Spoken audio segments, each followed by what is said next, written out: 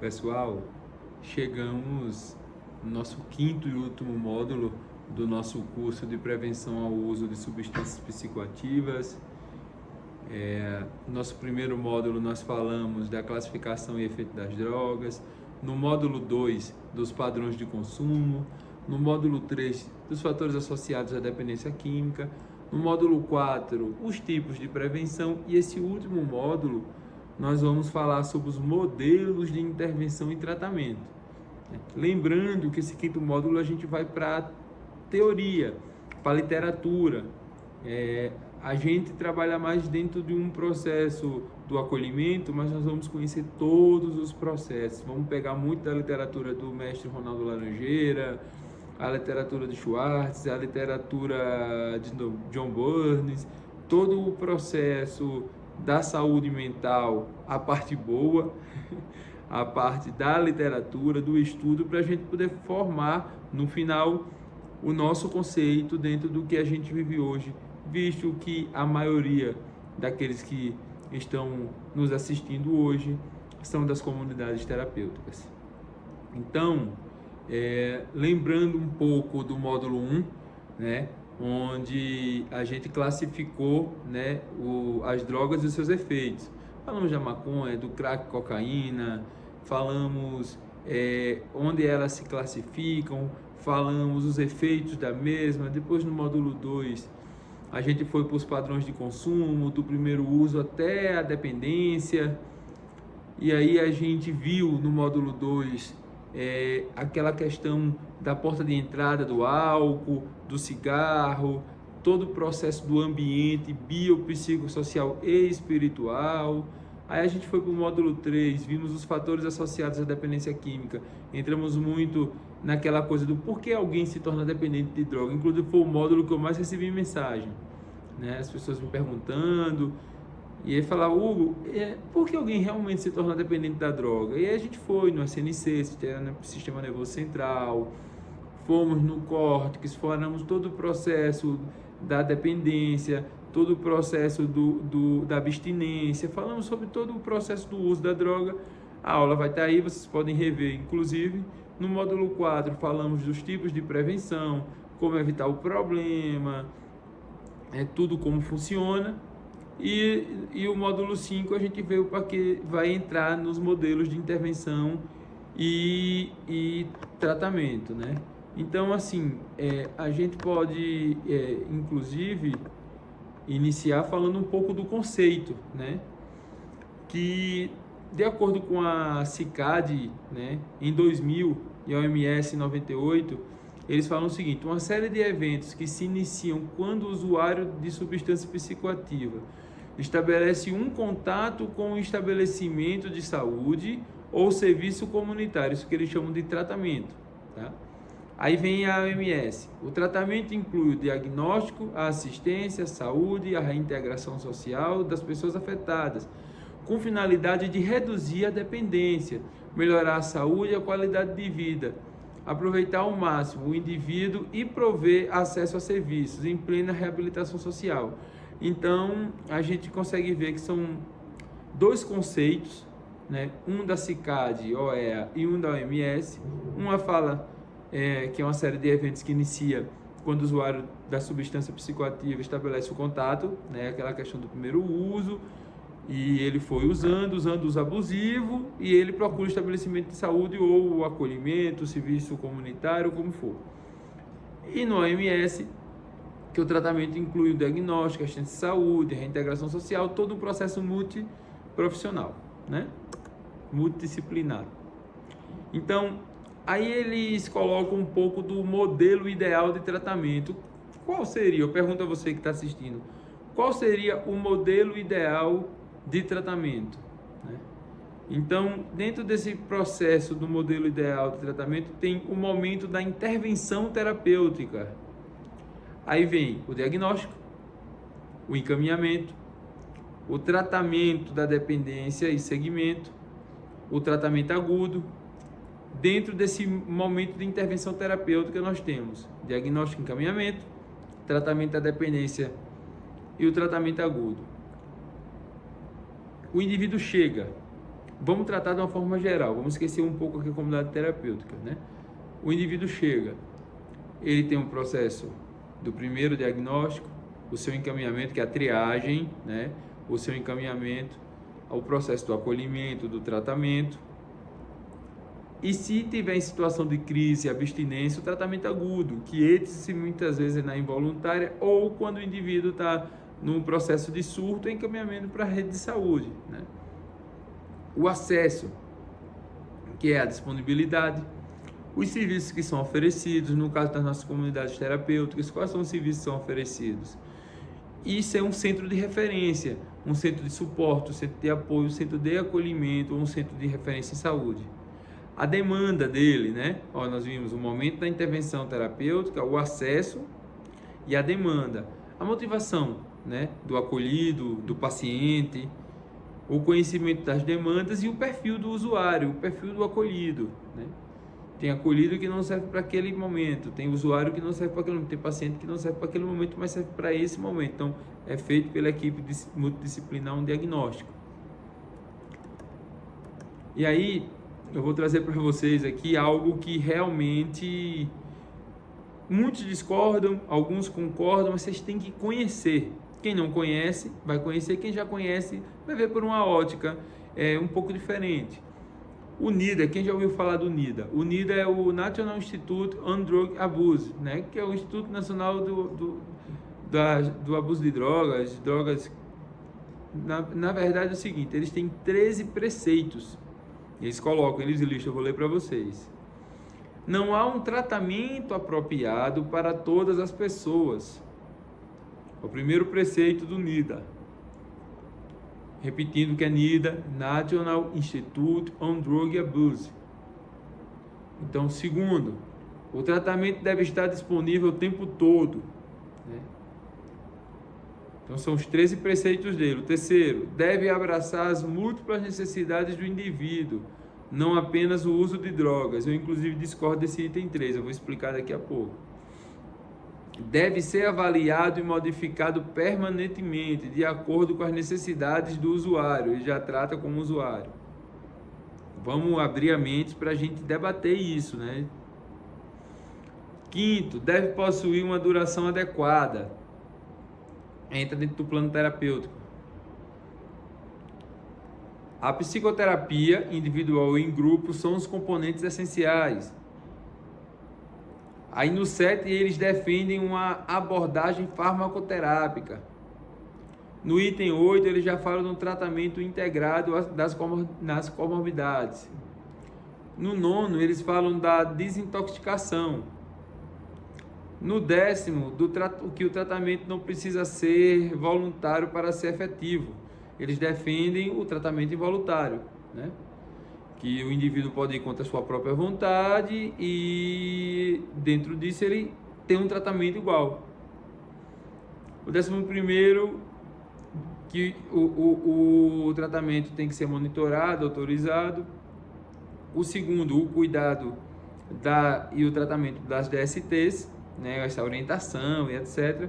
E o 13º, que a dependência química é um processo a longo prazo que requer múltiplas etapas de tratamento. Então vamos aqui, vamos lá. Não, primeira coisa, não há um tratamento apropriado para todas as pessoas.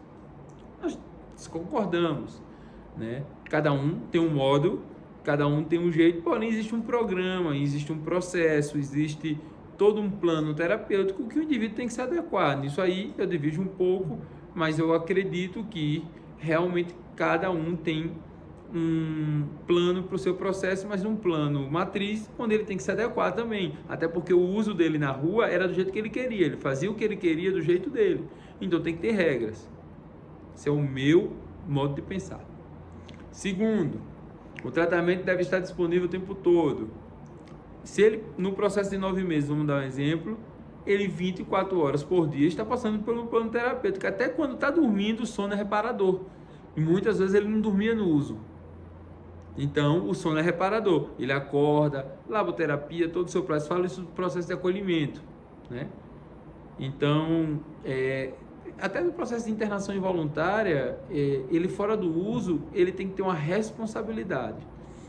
No terceiro, deve abarcar as múltiplas necessidades do indivíduo, não apenas o uso de drogas. Parou de usar e pronto, está aqui e vai usar. Tem que tratar, tem que fazer o plano terapêutico, tem que mexer com a ressocialização, entender todo o seu processo de dor. Eu acho isso importante. E a gente faz muito bem isso nas nossas comunidades terapêuticas. O quarto, deve ser avaliado e modificado permanentemente, de acordo com as necessidades do usuário. Esse eu vou deixar para o final porque eu discordo plenamente. Vamos lá. O quinto, deve possuir uma duração adequada. Eu acredito sim, não adianta, vai ficar um mês só e pronto. Não, tem que ter, repito, plano terapêutico, organização, processos. O sexto, psicoterapia. Concordo plenamente, sou psicólogo de formação, concordo plenamente que não exclusivamente o psicólogo tem que ser, mas o conselheiro, o aconselhamento, né, esse processo do diálogo, da conversa, da intervenção terapêutica é importantíssimo, é componente essencial. O sétimo, em caso de extrema necessidade das abordagens farmacoterápicas, quem já tem, do processo do remédio de pressão até um medicamento controlado, se ele tiver uma comorbidade.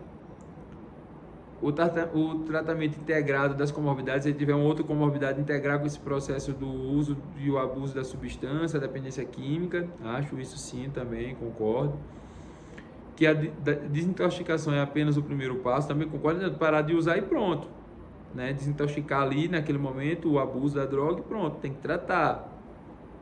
O tratamento não precisa ser voluntário para ser efetivo, discordo em partes, porém, no caso de ser involuntário, dentro de um plano terapêutico correto, de um plano terapêutico padrão, concordo plenamente, sim.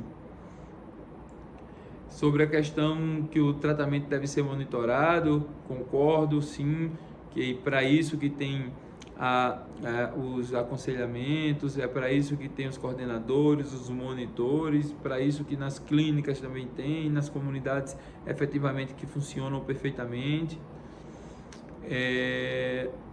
A questão da psicoeducação para DST, isso é essencial, a questão de fazer exames se precisar, eu concordo. E o último é a questão que a dependência é um processo a longo prazo, que requer múltiplas etapas de tratamento. Concordo sim, para isso, repito, gente, o mais importante de tudo, plano terapêutico. Plano terapêutico, e ponto. Os princípios, né, a gente vai estar aqui nos princípios do tratamento efetivo. O primeiro, né? Nenhum tratamento é efetivo para todos os acolhidos, pacientes, usuários. Mas depende do seu processo sim interior. Então, o programa ele existe, ele funciona, e é tanto que de 100, 90 concluem. Os 10 que não concluíram têm o seu processo, vão ter sua segunda chance. O tratamento necessita ser, né, facilmente disponível. Eu concordo, e as comunidades terapêuticas estão aí para isso, e ainda tentam, né, extinguir as comunidades terapêuticas. As comunidades terapêuticas é o serviço de mais fácil acesso que tem. Chegou, ele é acolhido, é bem recebido, passa pelo processo de triagem, de organização. O tratamento deve atender às várias necessidades, e eu concordo que tem que ter todo um padrão do tratamento, da clínica, na comunidade, que nós estamos falando do conceito em forma geral, né? Então, tudo tem que ter processos. Então, a gente entra o seguinte, né, no aconselhamento, né, que o aconselhamento e outras técnicas comportamentais são fundamentais para o tratamento. Eu concordo plenamente. Eu acho muito bonito quando um acolhido termina o seu processo, se capacita, estuda. Dá um exemplo para vocês aqui, a Fazenda da Paz, né, o Desafio Jovem Ebenezer. Tive a oportunidade de visitar, os dois têm um trabalho maravilhoso. Fazenda da Paz do Célio, Desafio Jovem Ebenezer do Pastor Aldemir. Os seus coordenadores, monitores são acolhidos, que passaram pelo processo, se capacitaram, treinaram, né, aprenderam as técnicas e está dentro de um processo de suporte daquele acolhido que acabou de chegar, que está no processo de recuperação. Aqui ele fala que os medicamentos são importantes em casos de extrema urgência, nós concordamos com isso, que a comorbidade ela deve ser tratada de uma forma integrada, então ser multidisciplinar, Concordo plenamente.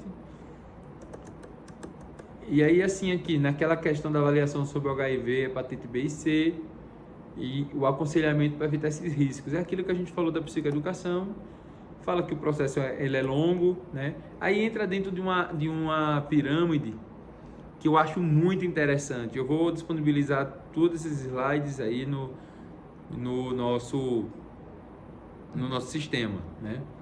A gente entra num processo de entrada. Vamos lá, vamos visualizar. Processo de entrada e avaliação. Entrou. Aí tem assessoria, psicoterapia, plano de tratamento, monitoramento, equipe multidisciplinar, se necessário, farmacoterapia, cuidados contínuos, laboterapia, espiritualidade, todo um processo integrado. Em volta dele, lá fora, ó, presta bem atenção, dentro, comunidade, fala de comunidade. Todo o processo de triagem, entrada, avaliação, assessoria, psicoterapia, plano de tratamento, plano de acolhimento, monitoramento, equipe disciplinar, assistente social, psicólogo, coordenador, monitor. Aí fora, nós temos abordagens voltadas à família.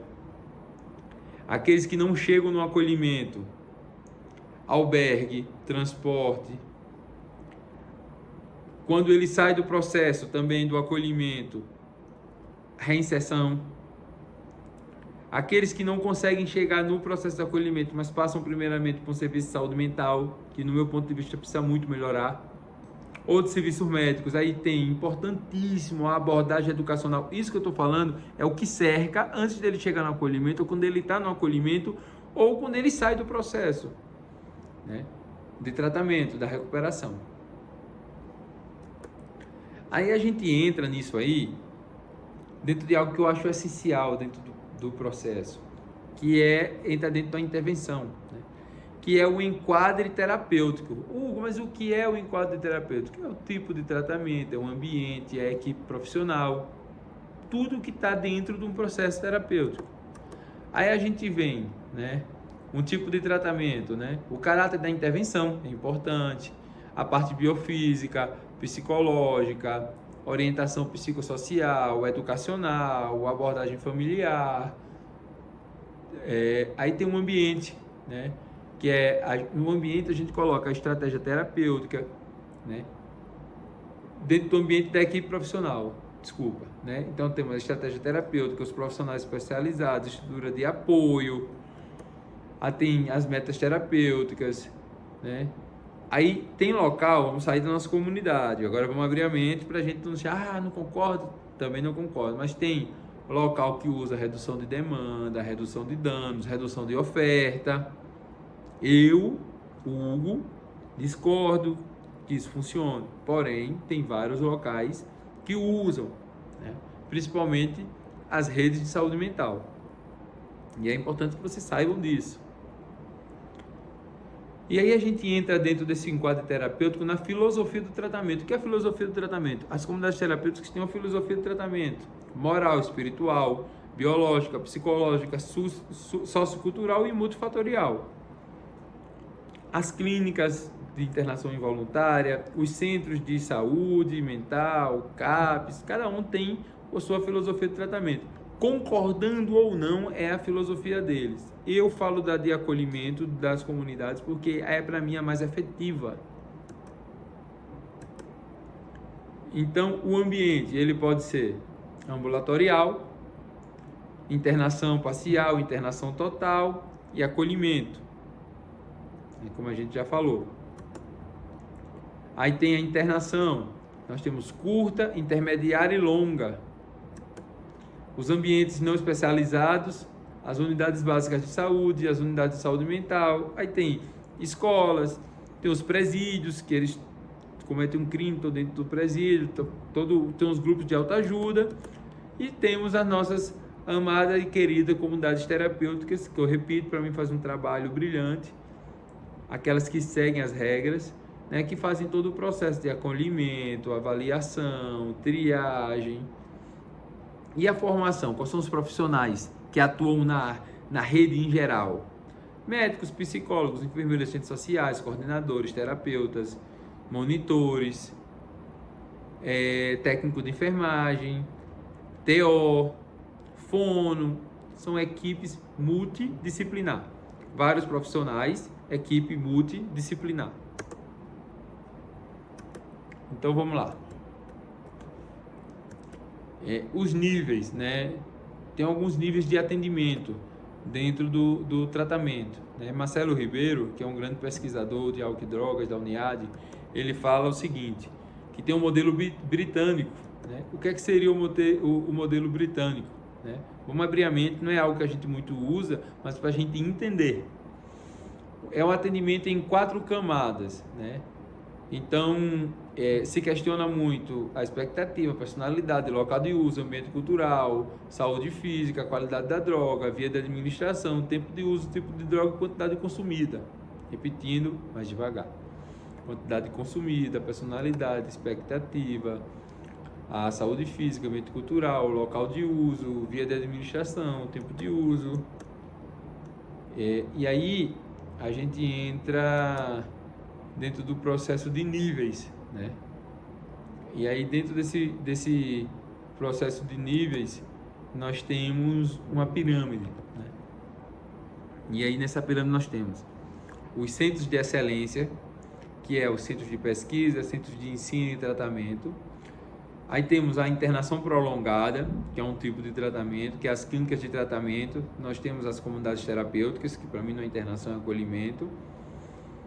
As enfermarias de desintoxicação, o hospital-dia de álcool e drogas, o moradia assistida de álcool e drogas, o ambulatório especializado de álcool e drogas, a unidade comunitária de álcool e drogas, os grupos de autoajuda, a unidade comunitária de saúde mental, o hospital psiquiátrico, são diversos tipos, tá, gente? Pra gente abrir a mente. Hospital-dia, ambulatório de saúde mental, hospital de especialidades, hospital geral, albergues, cadeias e prisões, unidades para menores infratores. Então são diversos locais que o dependente químico, aquele em uso abusivo, passa dentro de um processo de iniciação de tratamento ou dentro de um processo de observação para esse tratamento. Aí vem a trajetória dentro do modelo britânico, tá? A trajetória. Aí vem elementos que compõem a trajetória, né? Definição do enquadre, do tratamento, expectativas e objetivos do enquadre escolhido, população-alvo, critérios de elegibilidade, critérios de execução, critérios de exclusão, referência na trajetória, o processo de triagem, desenvolvimento dos objetivos do tratamento, do acolhimento, as fases. Então, vamos lá, definição do enquadre do tratamento, qual o tipo que ele se enquadra em qual, né? Expectativa e objetivo do enquadro escolhido. Então, comunidade terapêutica, qual a expectativa, qual o objetivo de uma comunidade terapêutica? É essa. População-alvo, dependente, químico, que aceita o seu processo de acolhimento, tal. Critérios de elegibilidade, né? Ele está elegível para que tipo? Para esse aqui. De exclusão, não, ele tem comorbidade, surto, tem isso, aquilo aqui, não dá, para esse espaço não dá, dá para esse.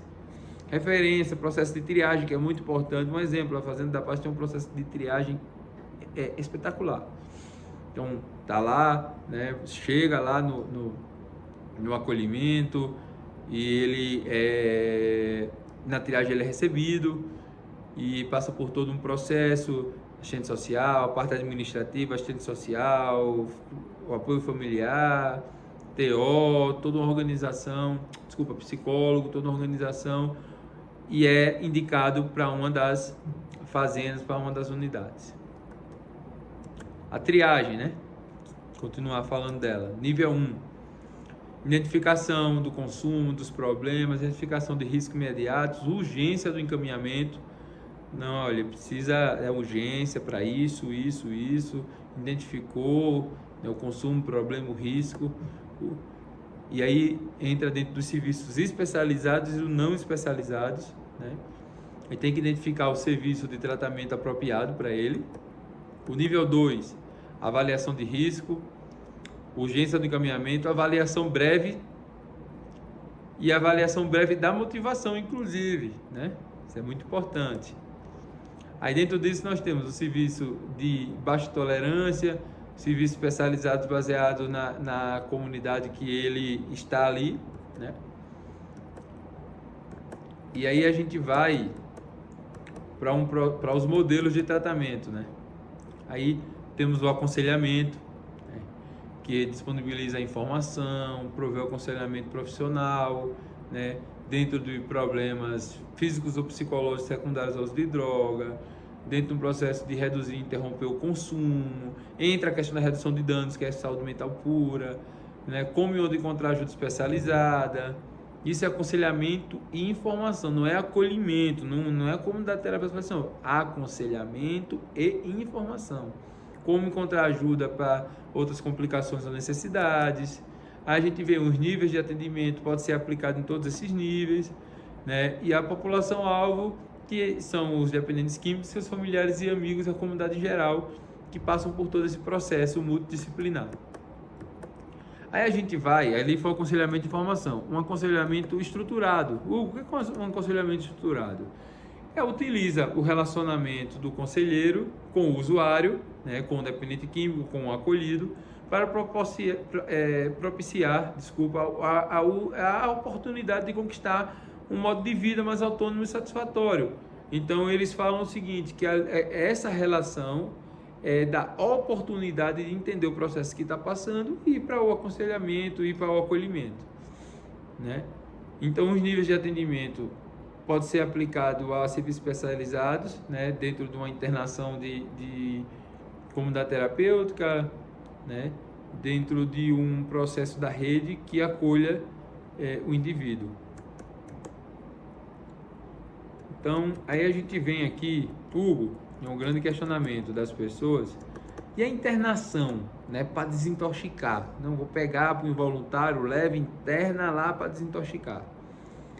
Dentro dela tem avaliação clínica, psiquiátrica, psicológica e social, avaliação da gravidade da dependência, um planejamento de um programa de tratamento, incluindo inclusive após internação, que é a ressocialização, volta para casa, volta para o ambiente. Gente, estou falando da internação involuntária, da internação para desintoxicar também, dentro de hospitais em geral, né? Esse serviço tem que ser altamente estruturado, né? Todo mundo sabe. Qual é a indicação? Dependência grave, comorbidades, abstinências graves, né? Na incapacidade de abstinência no regime ambulatorial, isolamento social significativo, que o indivíduo está embotado, está no uso extremo. Aí a gente vem para a internação, para a reabilitação, que é o termo que eles chamam na saúde mental, mas é acolhimento, buscar ajuda.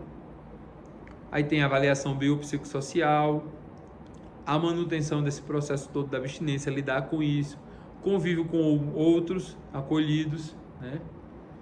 A divisão de responsabilidades, laboterapia, a organização, o processo do dia a dia, do acordar, do lidar, né, com a vida com regras e limites, o aconselhamento voltado para a motivação, essa prevenção de recaída é importantíssima, suporte social, educacional e vocacional. O indivíduo viveu com a droga e está vindo para um novo processo de vida, o suporte social, educacional e vocacional, de saber o que ele tem aptidão a isso. A gente vê grandes profissionais saindo de comunidades terapêuticas, se capacitando, fazendo curso, fazendo faculdade, inclusive durante o processo da recuperação.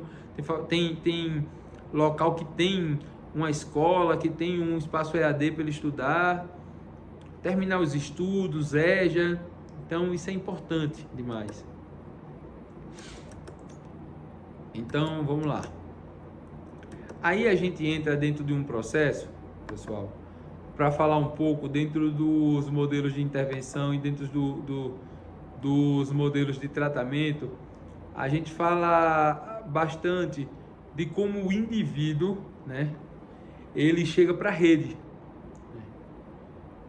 Nas nossas comunidades mesmo, em geral, né, o indivíduo chega para um processo de triagem, ele é acolhido, ele é inserido dentro do processo, custa caro, 5 alimentações por dia, estruturação, um quarto digno, né, todo um espaço biopsicossocial, profissionais capacitados, e ele precisa ter regras, ele precisa ter limite, né? Ele precisa passar por esse processo com excelência, né? Mas o que é passar por esse processo com excelência? O que é que você fala disso, né? O que eu chamo de passar por esse processo com excelência é lidar com o seu eu, entender as regras e o limite do processo e enfrentar ele. Um exemplo, o indivíduo está acolhido. Dentro desse processo de acolhimento, ele passou por todo o plano terapêutico. E ele chega no processo da reinserção social. O problema dele está lá fora. O problema dele de ativa, velhos hábitos, em geral, está tudo lá fora, esperando ele.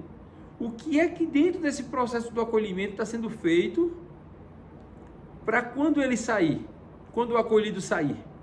Então tem que ter biopsicossocial e espiritual para lidar com esse processo, tem que tratar isso nele, tem que lidar com isso, para que ele, quando for lidar com aquela dor, ele tenha todo um suporte. Não pode alicerçar o seu processo de recuperação em cima de areia, senão afunda.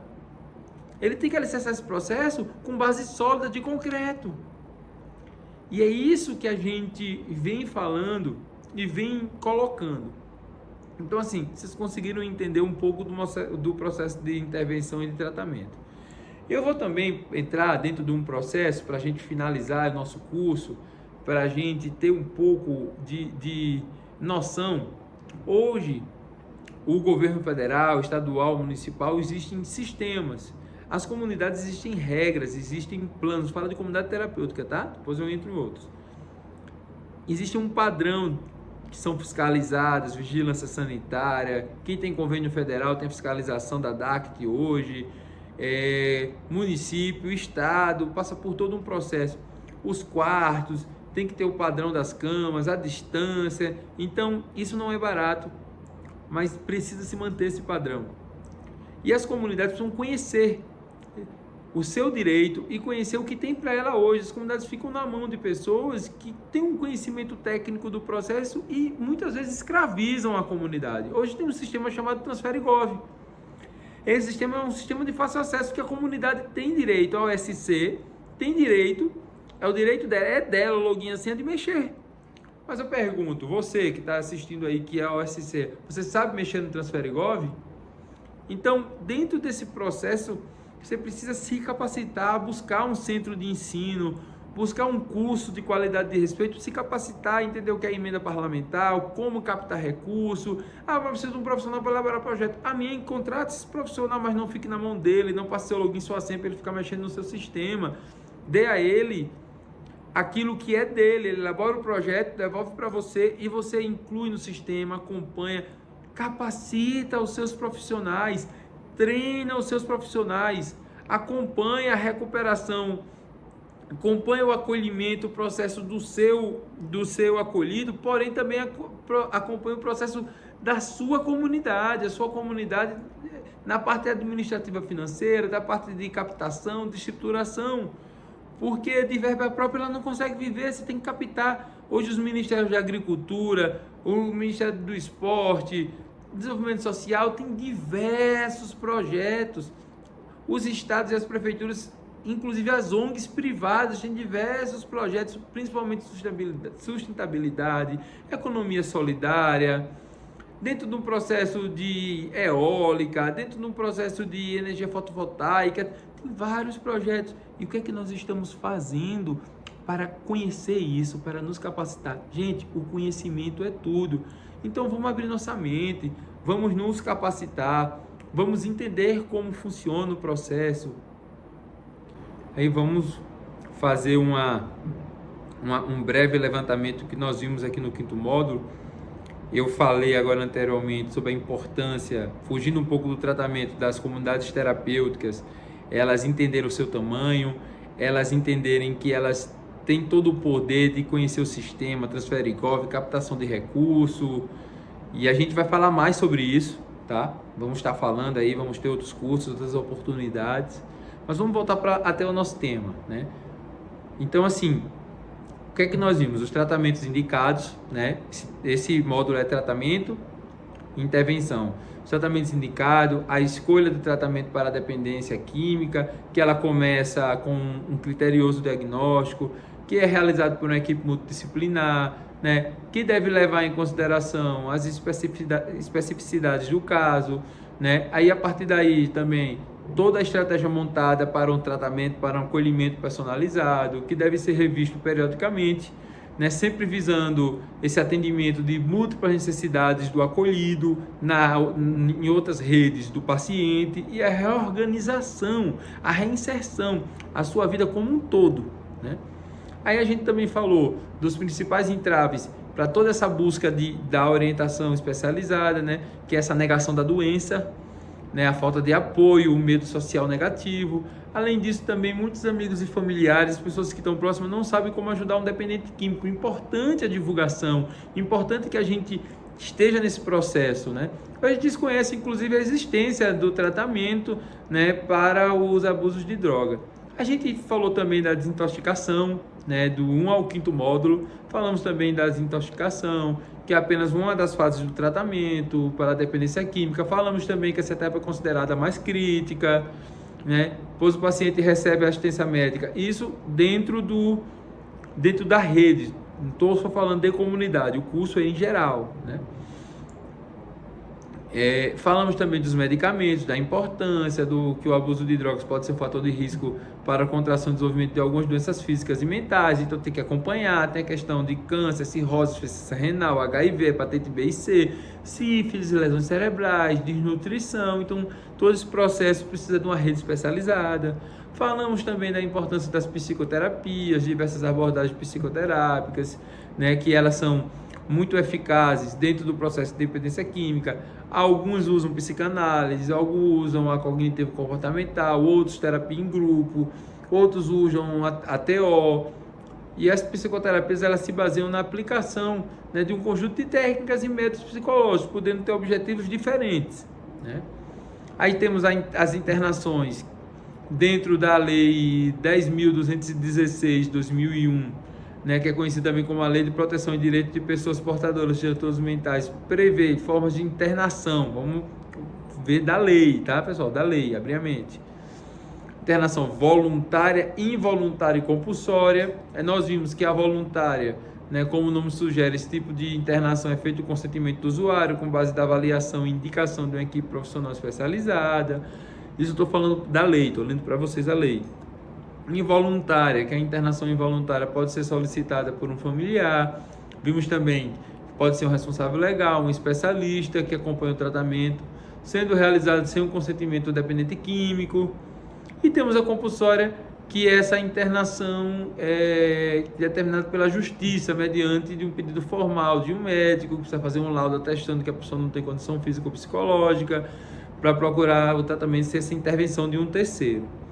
Então, nós fizemos um apanhado geral, né, lembrando aqui, né, a todos que o primeiro módulo foi a classificação e efeitos de drogas, o segundo, os padrões de consumo, o terceiro módulo, os fatores associados à dependência química, o quarto módulo, os tipos de prevenção, e o quinto módulo, os modelos de intervenção em tratamento.